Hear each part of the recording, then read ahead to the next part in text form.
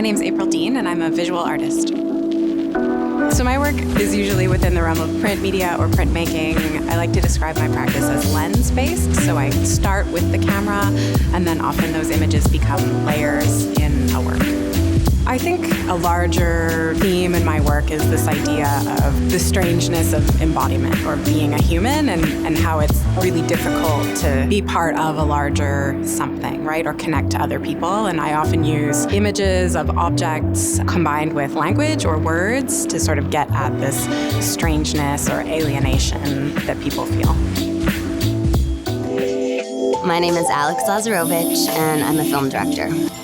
I think I pursue filmmaking because I want to see Indigenous representation on television, and usually you're always waiting for somebody else to do it, and you think someone else is going to do it, someone else will do it, I don't have to do it. So I think for me it's really community driven, and I take a lot of what the communities tell me that they want to see and what stories that they want told. Just like Creeko Talker was brought to me by a family friend and was like, do you think you could make a film about this? And that's what I hope to do, is to have it be community-driven work so that they are inspired to come forward and tell their stories and feel that all of us can provide a trustworthy space where their stories can be told authentically. My name's Brad Nesic. I'm a visual artist and I live in St. Albert, Alberta. For me, art really distills really complex human experiences down into something that's tangible, something that you can embody, something that you can experience. And so my artistic practice and research is around mental health. It is difficult work to look at, it's difficult topics.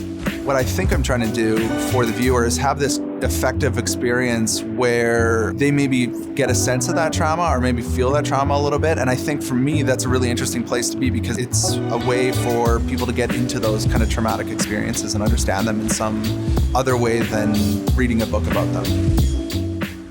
My name is Jeanne Bender, and I'm a contemporary dancer. I've been dancing since I was a little girl. My older sisters danced. My mother put us in dance because we were all really tall and awkward. And she thought it would make us more comfortable in our bodies. I pretty much knew this is what I wanted to do for the rest of my life, and I haven't stopped doing it because I love it. It's like my first language. I'm really inspired by the community, and I want to continue to help the community grow and offer people the opportunity to express their bodies because I truly believe everyone can dance.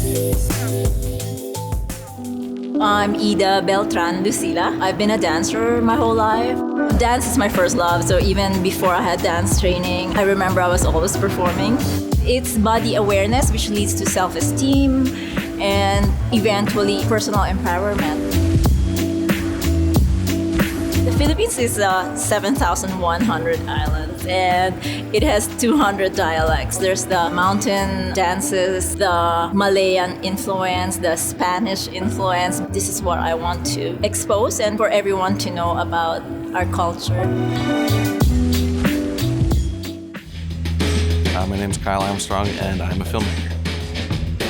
Magnetic Reconnection is a film I made in 2012. It's a short documentary film that sort of explores themes of decay and nature in contrast.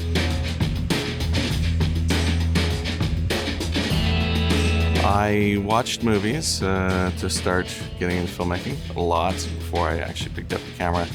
Picked up a Super 8 camera in about 2004, and it's just sort of grown every year since. My name is Kaz, and I am a hip-hop artist.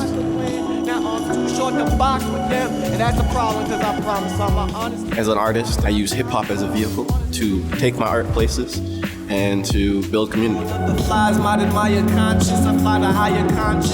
think what I like most about it is that it's one of the last places left where it's still okay to make mistakes.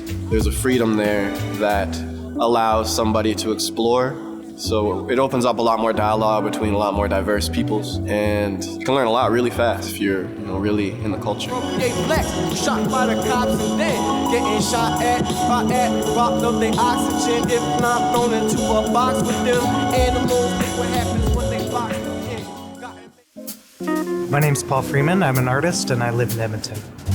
This chair and the sculptural body of work that I'm creating these days has a lot of ideas embedded in it that I think about a lot. Ideas like genetic modification and threats to the environment, I think, are built into this body of work. This idea of too many antlers and this sort of golden color, they're kind of about taking a lot, about having too much of a good thing. So for me, these are the ideas that drive the creation of the work. I think like a lot of people, I'm making art because I need to. Regardless of whether I was able to show it or sell it, I know I would keep making it. Art is really about connecting with other people. So for me, ultimately, that's the goal. Can I make something that other people want to spend time with as well? My name is Noel Charles, and I am a singer-songwriter right here from Edmonton.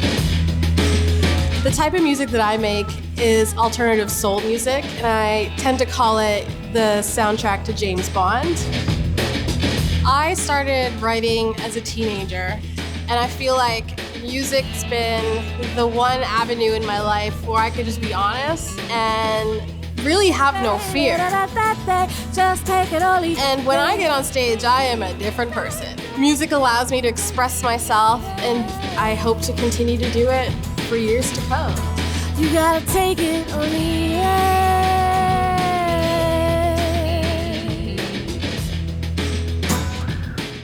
My name is Shima Isha Robinson, aka Dweneman, and I'm a spoken word poet. Articulate as sister studious, daughter dutiful, fast friend. Spoken word poet is keeper of stories, and what we do is we tell stories on microphones in front of large groups of people. We create images, we create narratives that inspire people that tell our stories, our life stories as well. Critique embedded in our folk routine. Poetry to me is personal salvation.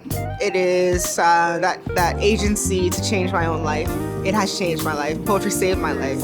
I've hailed this art at high time to grind mountains down to molehills. It is also my joy. I really don't think I would enjoy life as much if I didn't write and read and recite poetry.